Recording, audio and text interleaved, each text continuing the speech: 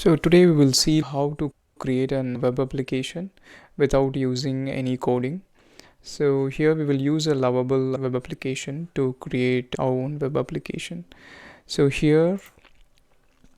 we have to give instructions like what all things we need in our web application. So once we give the instructions, it will start to create the application. So here let's try to create a simple to-do list application with the ability to add, delete and mark the tasks. This is the simple command instructions you are giving. So let's send it. So once we give the instructions to it, it will start to work and then it will say like what it is going to do. So it is going to create all these pages for us, and it's working on each page. Let's wait for it to complete. So it has completed the application. So now we can see the UI here.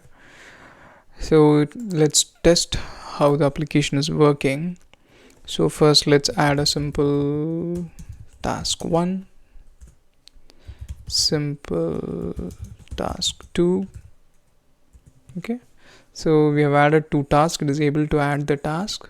So it is giving options to delete and mark it as completed. Let's try to delete it. It's able to delete. Let's try to complete it. We're able to complete it. So it's able to do everything here. So whatever applications, whatever instructions we have given, so it is able to create the application fully functional. So now we can even see in a mobile view mode how it looks in a mobile, and we can publish this app so that we can use it from internet. So it starts to publish an app in the domain. So it creates its own domain here. So we can see that this is the domain it's creating, hostname. So we can click and then we can see the application here now. So it has created the application for us here. Okay, so now this is a simple way where we can create a web application easily without much code or anything. So we can use this for creating MVPs for any application or anything we wanted to test. Now this application is not connected to database. So this application is only storing everything in the local storage. So now let's see like how we can connect to database. So it's providing an option to connect to Supabase. So that's another application where we can just create a database and then connect to it. So now let's go to Supabase and then see how we can connect that. So now this is a Supabase web application. So we will create a project here.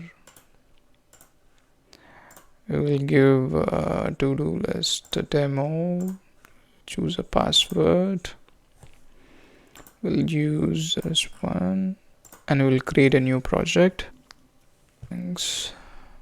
So it has created a new project and it is currently bringing up the database server. So the process is completed, so it's all done. Now let's go back to our lovable app. So here let's connect to, this is the demo thing which we created there in Supabase. We will connect to that. So it is connecting to the database here. It's connected, so it's showing a successful prompt here. So this is connected now. So now what we have to do is we have to connect the application now. So connect the application to database.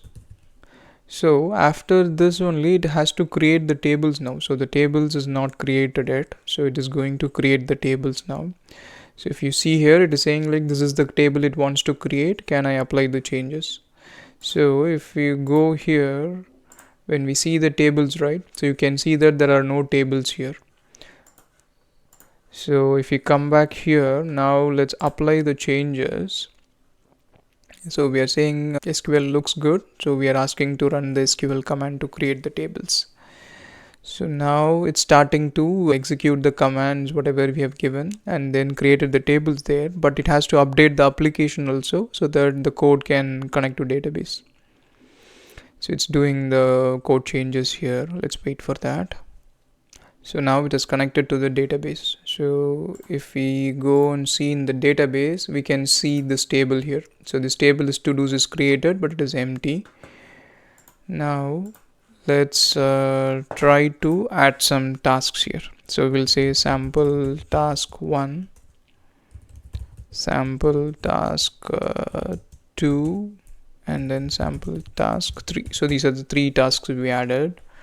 Now if we go to the tables here, so we can see that the 3 tasks are added with the completion status set to false here, and it has added the timings also and the user. So since we don't have any user attached to this thing, it is all null here. It has created an ID for each task. So now we can delete one task and then we will mark one task as completed.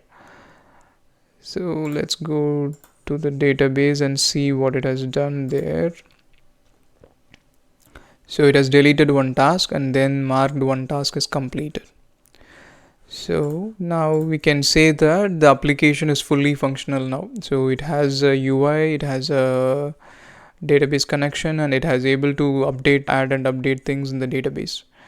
So this application is, you can create an MVP like in just matter of 5-10 minutes. We can complete a whole MVP easily, so that it's easy for developers to showcase their product. I hope you like this video. Thank you.